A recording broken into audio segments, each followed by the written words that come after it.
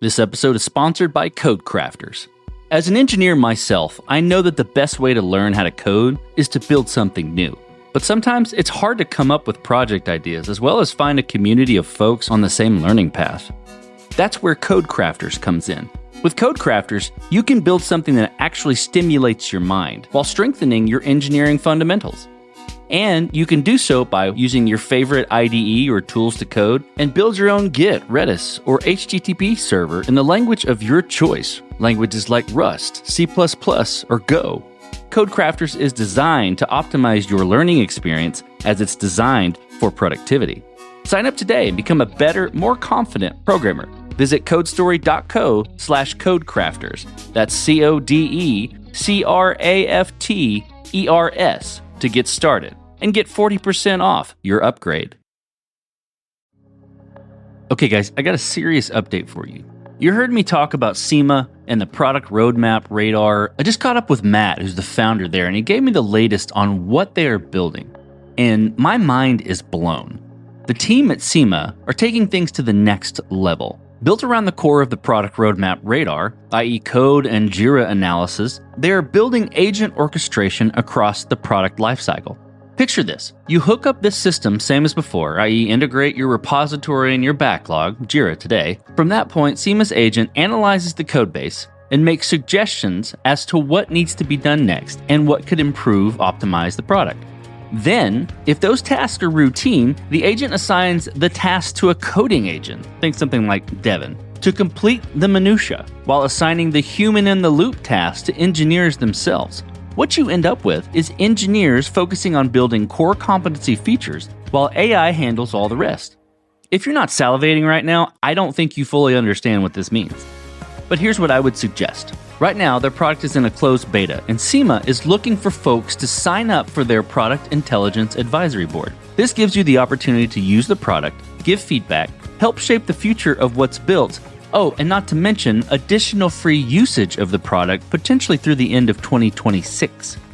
So, if that fits your workflow and toolset, you need to reach out today. Go to codestory.co/nextlevel, NEXTLEVEL, and reach out to Matt at SEMA to learn more and join the Product Intelligence Advisory Board. Again, that's codestory.co/nextlevel. This episode is sponsored by Postman. Postman is the world's leading API platform, trusted by 98% of the Fortune 500 and over 40 million developers. Tap into APIs from 18,000 plus companies to power agents that make smarter decisions. Learn more at postman.com/podcast/codestory. This message is sponsored by Melee Search. Today, search isn't just a feature, it's a cornerstone. And Melee Search gives your users the experience they need with lightning-fast performance, full-text search, AI usage, and multimodal capabilities. Melee Search delivers relevant results in less than the blink of an eye. Use the promo code CODESTORY at checkout to get 2 months free at meleesearch.com. That's MEILI search.com. And so that first version of the product was actually just a PDF. Because of that lean startup methodology, it's don't do anything until you've proven it works. And the way that I wanted to prove the service worked was just didn't need a product really. So we just found our first customer and said, what we're going to do is send you a PDF once a month, and we're going to tell you if you're secure or not. And if you're not secure, we're going to list your issues in the PDF. And that's what he signed up to. So that initial service was fully MVP, like no product. We were using open source tooling on the back end, various other things to do the actual security assessment, but there was nothing to log into. Customers just receiving email. And I think we signed up 3 or 4 customers onto that very basic service. My name is Chris Wallis, and I'm the founder and CEO of Intruder. This is Code Story, a podcast bringing you interviews with tech visionaries. Spent 6 months moonlighting. There's nothing on the back end. Who share what it takes to change an industry. I don't exactly know what to do next. Took many goes to get right. Who built the teams that have their back. A company is its people. The teams help each other achieve more. I was proud of our team. Keeping scalability top of mind. All that infrastructure was Yes, we've been fighting it as we grow. Total waste of time. The stories you don't read in the headlines. It's not an easy thing to achieve, mind you. Took it off the shelf and dusted it off and tried it again. to ride the ups and downs of the startup life. You need to really want it. It's not just about technology. All this and more on Code Story. I'm your host, Noah Labhart, and today how Chris Wallis is enabling you to stop breaches before they start.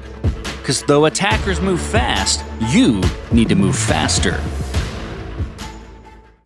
This episode is brought to you by Paddle.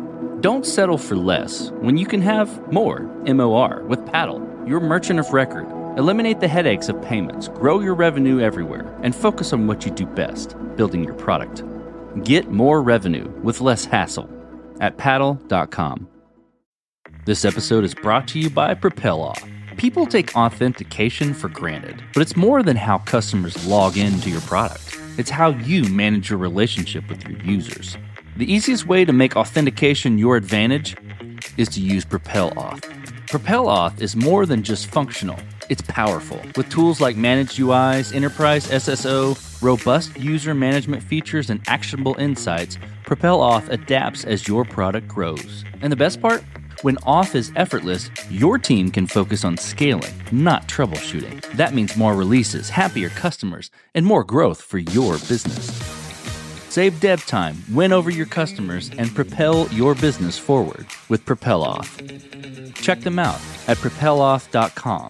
That's PROPELAUTH.com. Chris Wallis lives in London and grew up on a farm in the UK. He was the kid running around the countryside climbing trees. That is, until his parents bought a computer when he was 15. Past that point, he didn't leave the house much, learning to code and digging into ethical hacking. But outside of tech, he's into tennis, swimming, alpine skiing, and surfing. He finds himself in phases with these sports and rotates them often. In the past, Chris was an ethical hacker and spent a long time busting into big-name systems. Eventually, he moved into one of those companies, and he realized that the tooling out there to discover attack surface weaknesses was lagging. He decided to build a platform that got the job done. This is the creation story of Intruder. So Intruder is an exposure management platform, and what that means is we find the weaknesses that hackers would exploit in your technology or in your company, and we find them before the hackers exploit them, and we tell you about them so you can fix them so you don't get hacked. And we do that from anything to applications powering your product, to the laptops that your employees use, even to the cloud systems that your technology runs on. Over the years, we've grown to support a lot of use cases, but the original use case was simply, do I have anything facing the internet which a hacker could exploit? And we've grown a lot from there. And the background really is, I used to be a penetration tester, or also called an ethical hacker, and you get paid to break into people's systems. You hack them, you tell them how you hack them, and then they fix it so no one else can.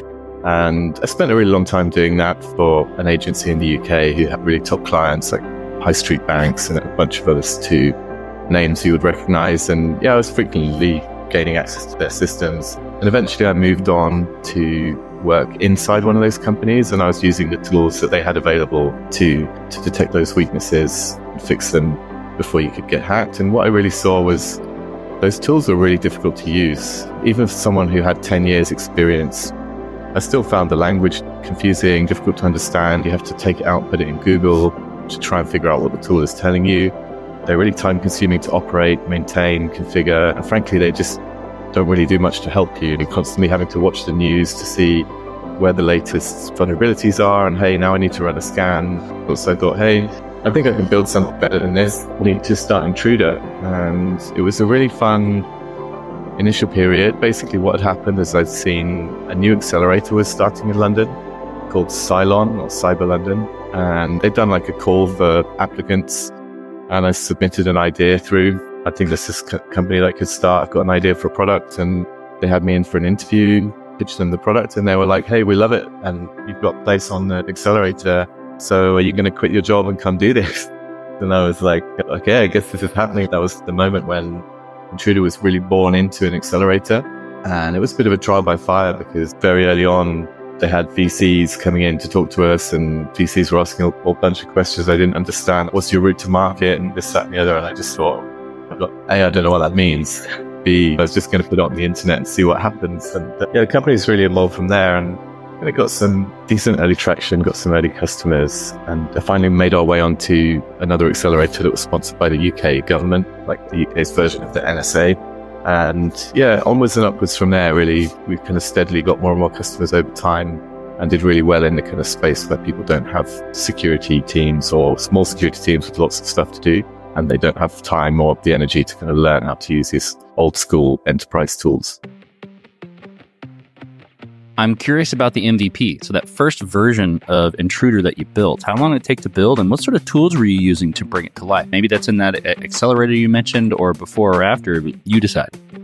Very early on, we read The Lean Startup by Eric Ries before starting the company, and it's influenced not only how we started the company, but everything since then, really. And so that first version of the product was actually just a PDF. Because of that Lean Startup methodology, it's don't do anything until you've proven it works. And the way that I wanted to prove the service worked was just didn't need a product, really. So we just found our first customer and said, what we're going to do is send you a PDF once a month, and we're going to tell you if you're secure or not.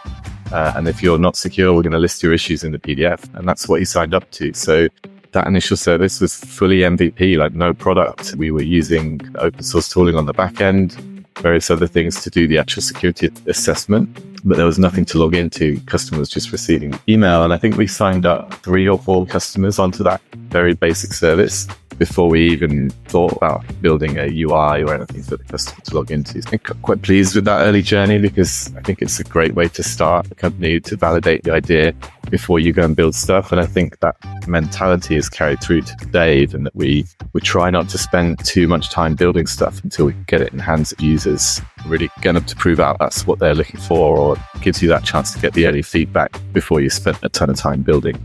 The first version really was, we hired a contractor to build a UI for customers to log into. It was very basic Ruby on Rails app at the time, very simple. We didn't have any money or funding to hire any coders onto the team full time, so we survived with that basic version for quite some time. And eventually I took the coding on myself. I had some kind of Ruby on Rails skills, so ended up doing a lot of coding for a year or so before we could hire a proper CTO.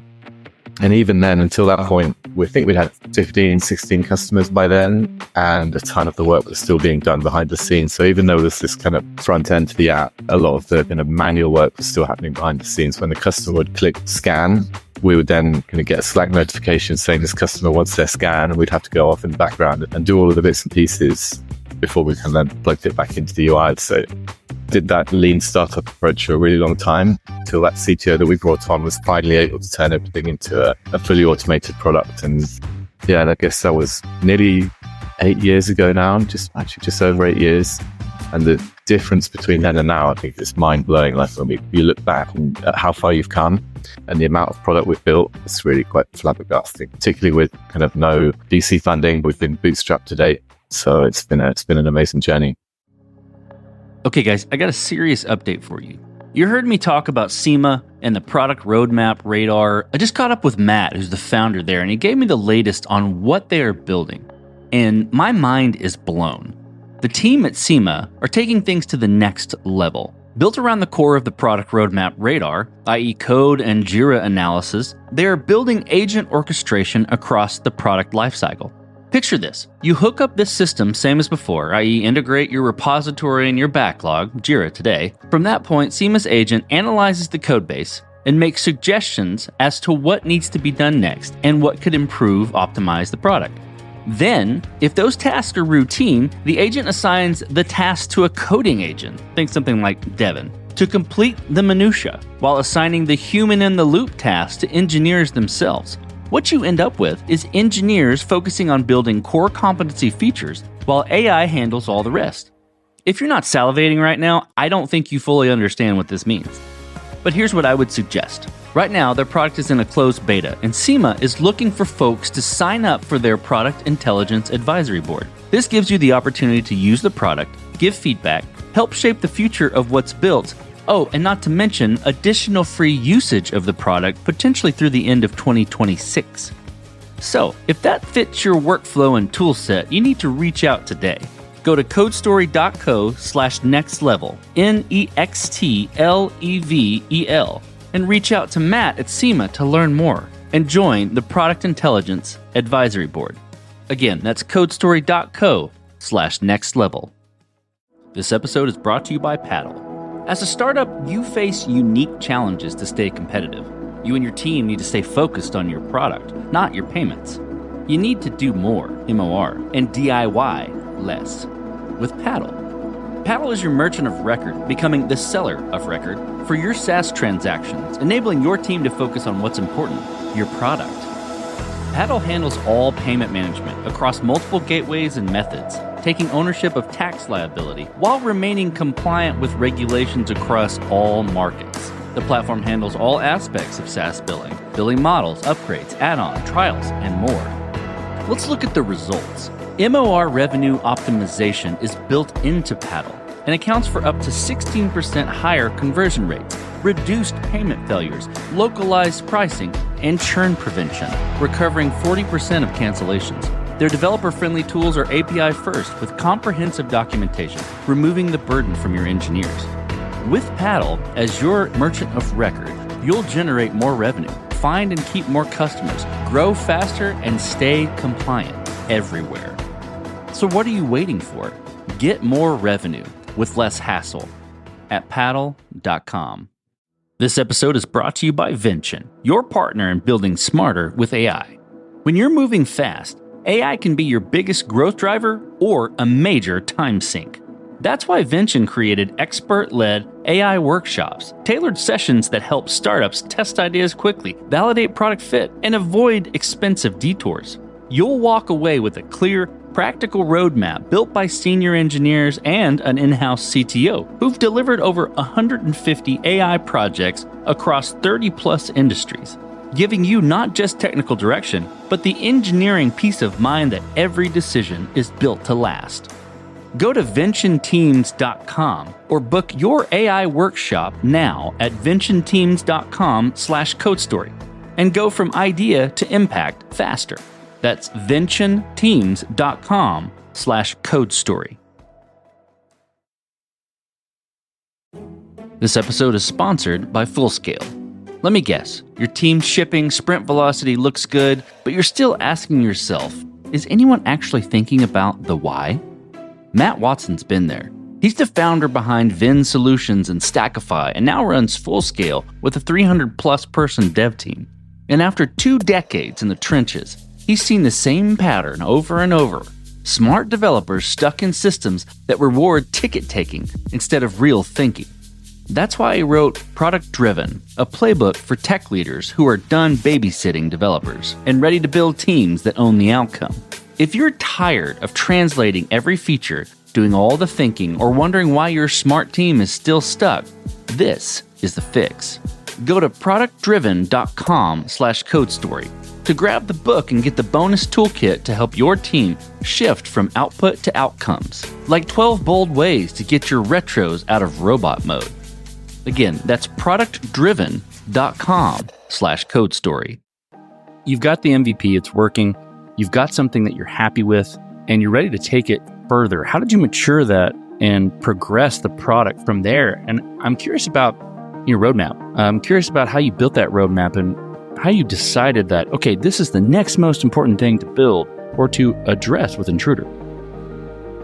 Obviously, we steadily built out the product and the engineering teams. Initially, lots of engineers and not many product. We just guided product development with mostly what was gut feeling. I think I knew really the direction that I wanted to go in.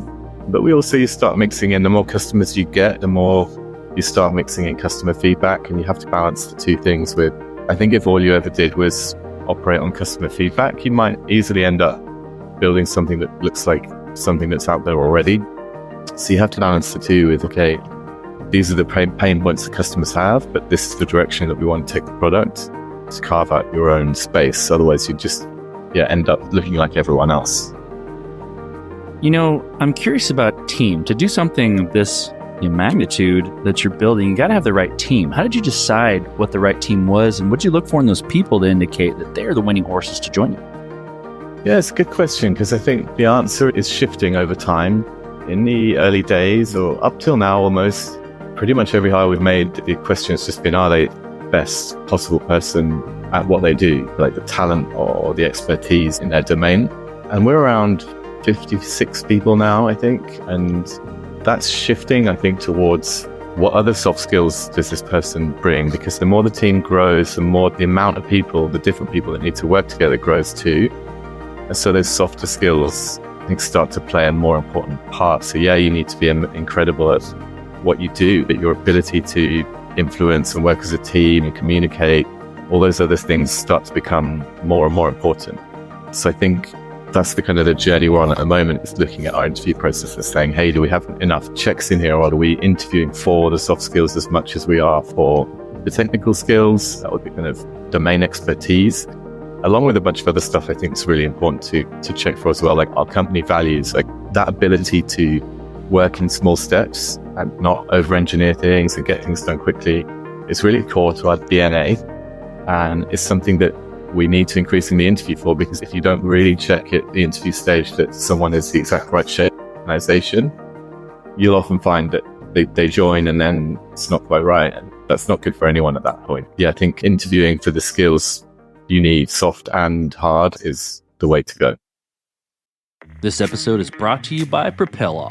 People take authentication for granted, but it's more than how customers log into your product. It's how you manage your relationship with your users.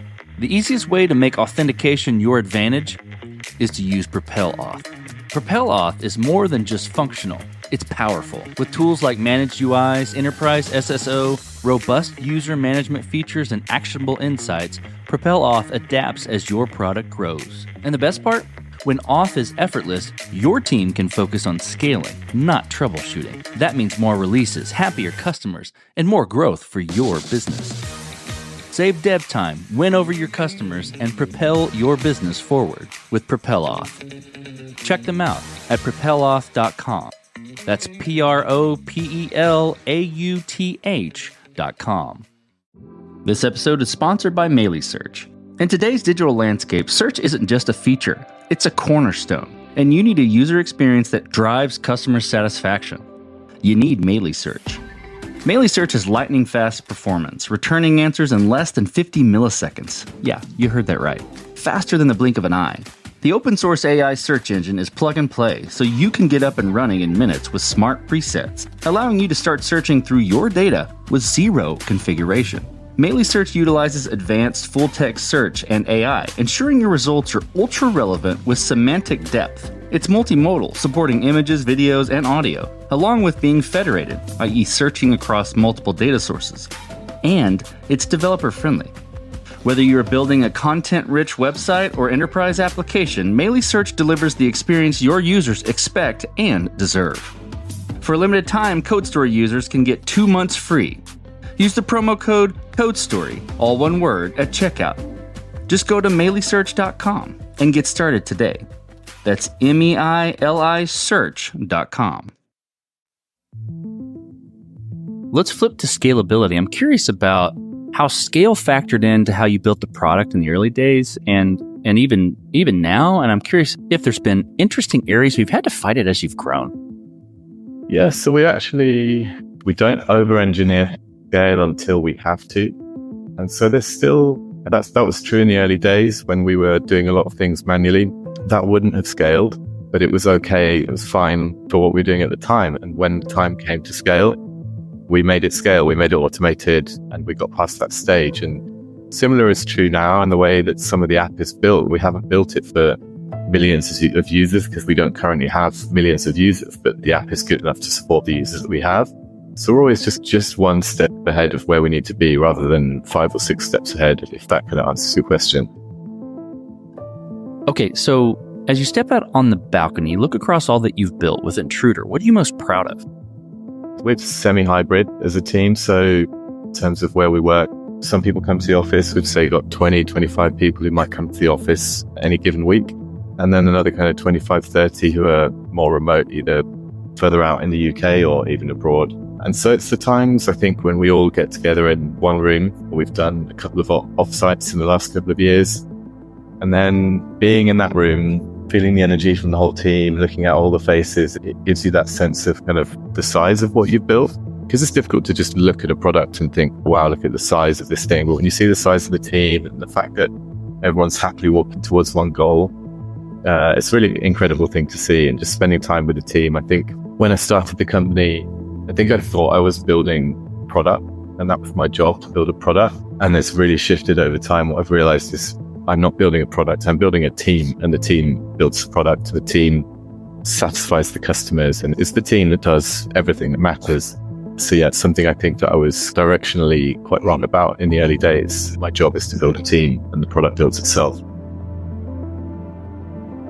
Let's flip the script a little bit. Tell me about a mistake you made and how you and your team responded to it.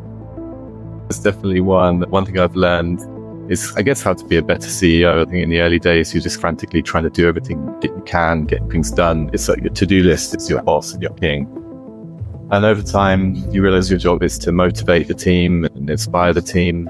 And so there was one Christmas party where we've had a bunch of really good years, but that year wasn't the best year we'd had. And I was a bit bummed about it. So I pulled up this graph showing ahead of the Christmas party and said, guys, it hasn't been a great year, and killed the vibe. Like a few people weren't too happy with me afterwards. And I think just being conscious of that, it really matters to me that every year is the best year we could possibly have had. People come here and they work and they want to have a good time. So kind of that mix of critical feedback, but also knowing the right moment. Turns out the Christmas party is not the right moment to give that feedback. Luckily, someone I trust on the team was good enough to give me that feedback, because I think something that's kind of difficult is when people don't tell you've done something wrong. So you need those people on the team that are honest enough to come to you and say, hey, you know what? The way you did that was maybe not the best thing you could have done. And a few people were bummed out. And yeah, maybe next time, save it for another day. So yeah, it's good. Every once in a while you do put wrong. It's really great to have those people who are able to pick you up on it. Okay, this will be fun. What does the future look like for Intruder, for the product, for your team, all the things? Tell me what the future looks like. So I think we've built a really incredible product. There's obviously more we want to do. There's further we can push into the cloud space. We've really just got started with our cloud security checks this year. There's a whole bunch more we can do there, from container security to identifying like where the secret source is and where your most sensitive data sits and path to attacking it. So there's a whole bunch of product stuff that we can do. I think the real challenge for us, and at this time of year, you're often thinking ahead to the next year, what you need to do. And I think it's the first year I sat down to do that annual planning and felt, you know what, there's stuff we could do here on the product, but the product is already amazing. It's the first year, the product's not the problem. The problem is not enough people have heard of us. The real thing we need to do next year is just become more known. I think if more people have heard of us, we're going to have a ton more customers because the product's already there. So I guess it's that shift from early heads down building a product to heads up, GTM, expanding the marketing teams and just making more noise. And I think that's the next few years for Intruder. Let's switch to you, Chris. Who influences the way that you work? Name a person or many persons or something you look up to, and why. Yeah, I guess I touched on it already, but yeah, Eric Ries, the lean startup, I think is super foundational for not only just beginning the company, but everything we've done ever since. And then I think maybe just colleagues.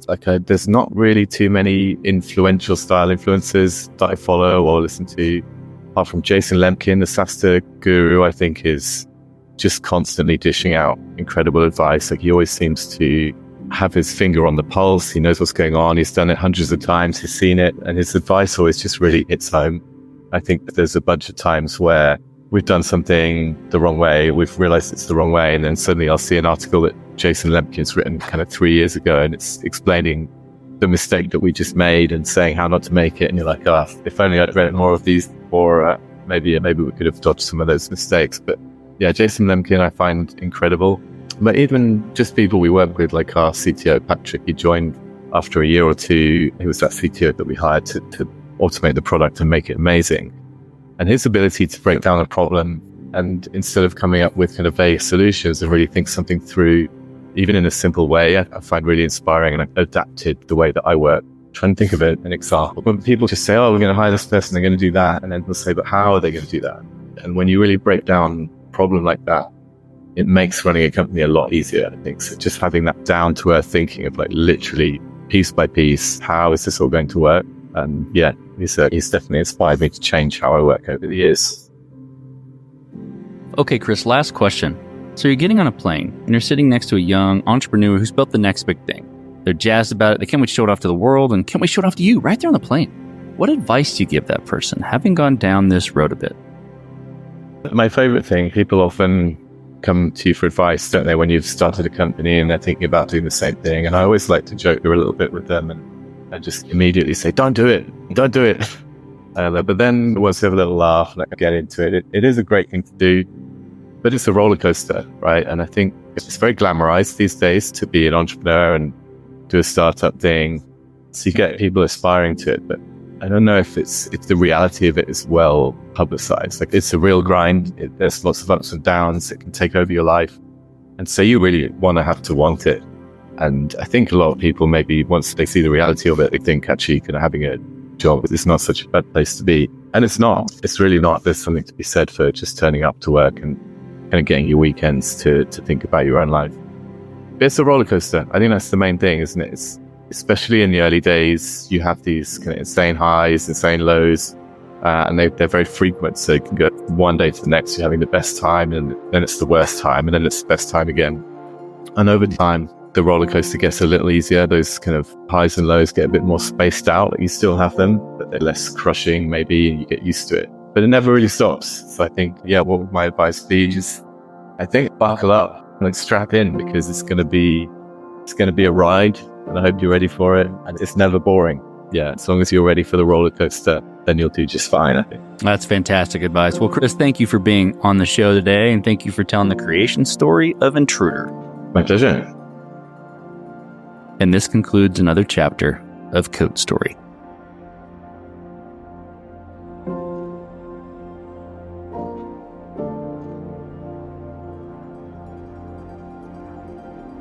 Code Story is hosted and produced by Noah Labhart. Be sure to subscribe on Apple Podcasts, Spotify, or the podcasting app of your choice. And when you get a chance, leave us a review. Both things help us out tremendously. And thanks again for listening.